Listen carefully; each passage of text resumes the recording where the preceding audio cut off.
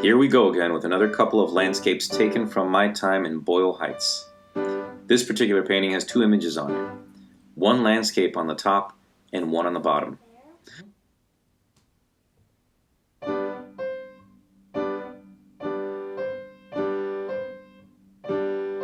The one on the top is from a warehouse district I used to walk through in my city hikes. The lower was taken from a house that called my attention when I was getting close to the end of my hike and was almost home. There was a funny thing about this house.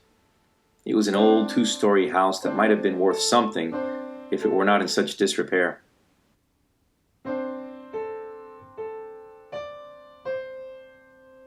The first time I saw it, it seemed to be standing on stacks of wood or concrete blocks as if it were pulled out of its foundation. The lot it was on was all gravel, and there were a few construction vehicles around it.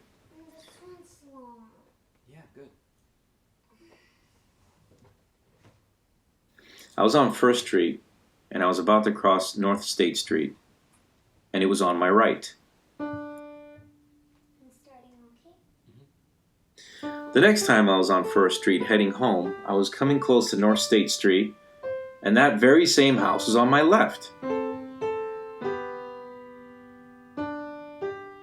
They moved the entire house across the street into a different lot.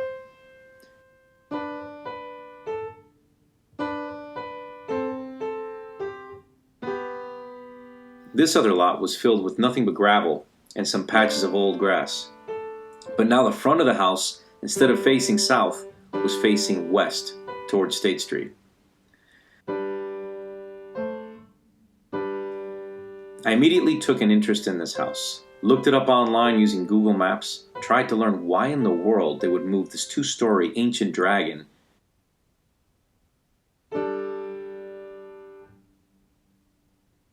but never found anything on it. Every time I would take my city hikes thereafter, I would make a point of looking at the house. And of course, I had to paint it.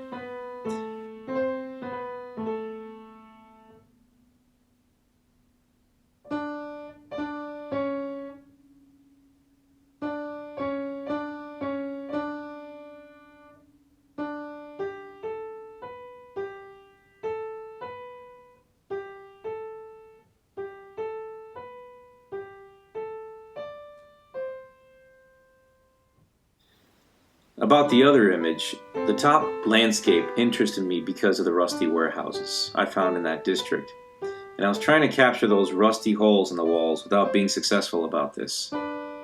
In other words, you can't see them, they don't really show through. I painted both settings more than once, and I want to return to them, especially the moved house.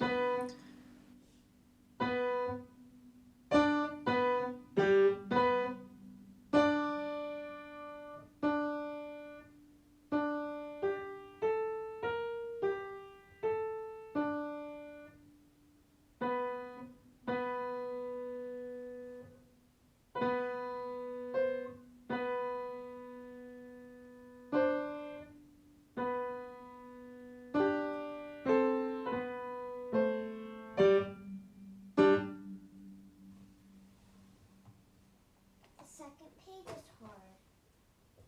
See?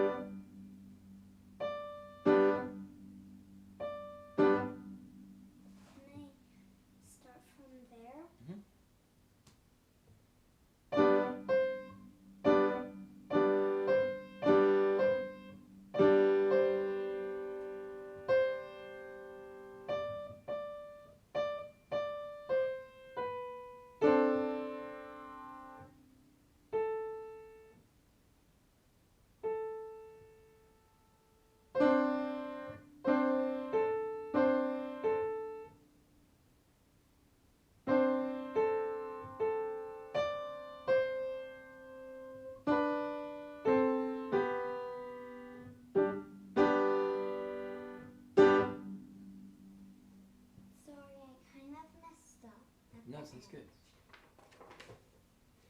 And this one's long. Yeah, good.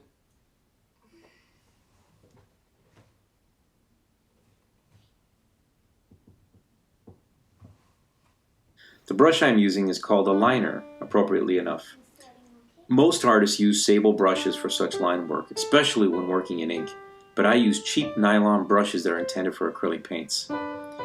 Brushes come in all kinds of shapes and sizes. I used to use everything, and I still do, but I focus mostly on 3 types of brushes these days: the liner, the dagger, and the fan brush.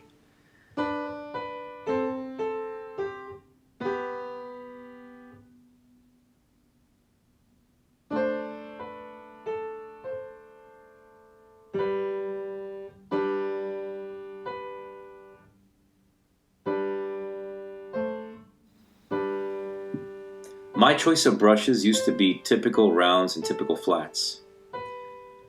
The problem is, round brushes made of nylon have a certain quirk about them that made me stop using them as the chief way to make lines.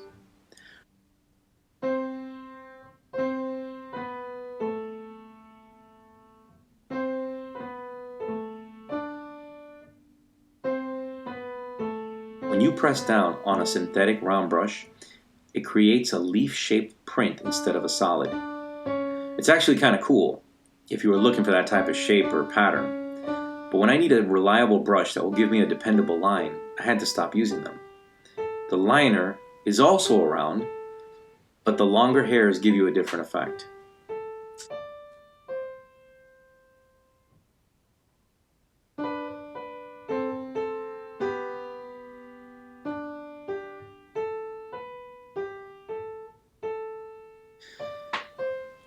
And as my substitute for the flat brush, I started using the dagger, which can do almost everything the flat can do, along with some other tricks because of its tapered edge.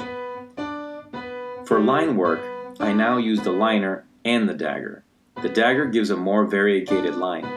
The liner can too, but it is better for a more consistent line.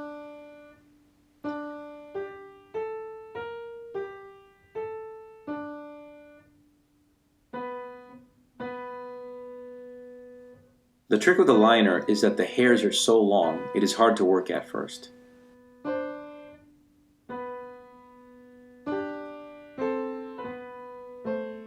Most painters and drawers used to using a round would find the liner a little clumsy at first. Second page is It is more wobbly, and you have to rein in that flexibility as you make the mark. The speed of the stroke is a factor, and the only advice I would give those of you that would like to give it a try is that you need to play around with it, going through trial and error.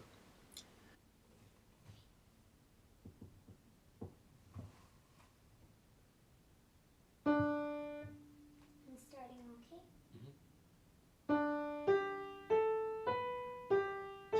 The liner reacts slow to your commands, so if you need to stop a line, you need to slow down and hit the brakes sooner than you would with a typical round.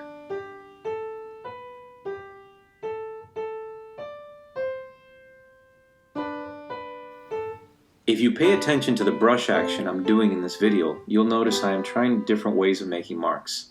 Sometimes I'm using my wrist, and other times my fingers, and sometimes it's my arm that's doing the moving.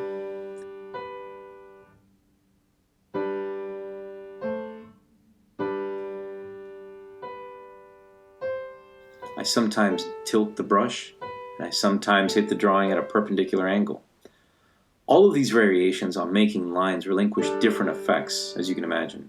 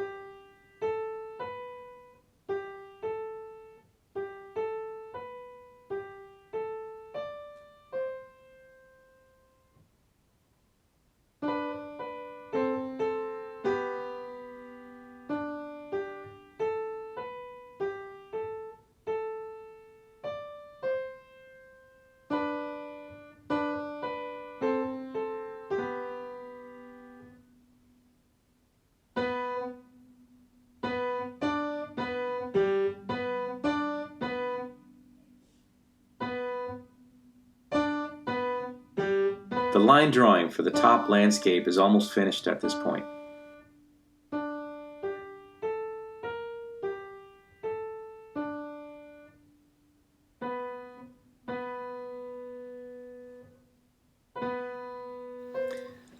Let's speed it up to show some variety in the marks that I'm making.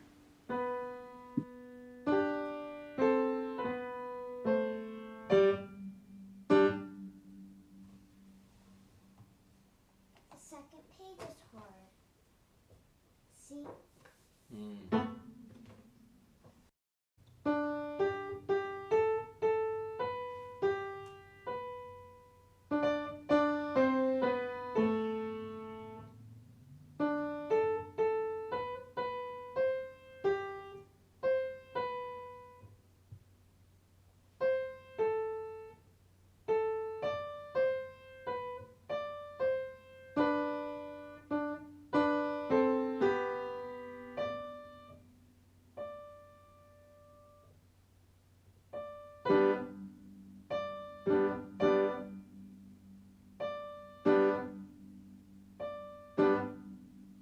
Can I start from there?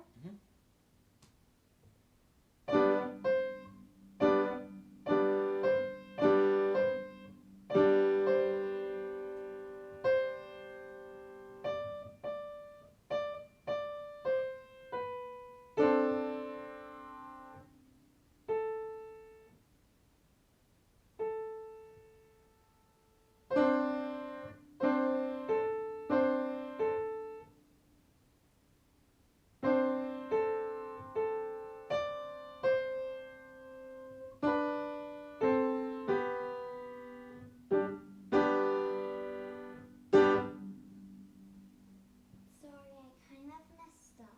No, that's good. And this one's long. Yeah, good.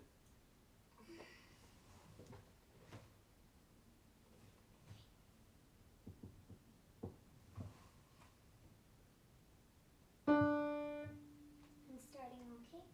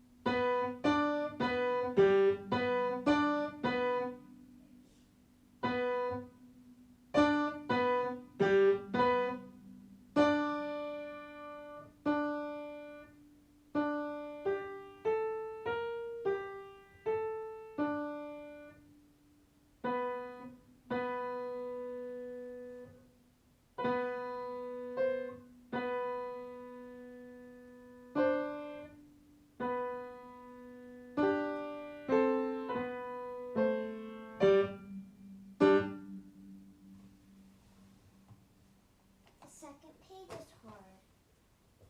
See?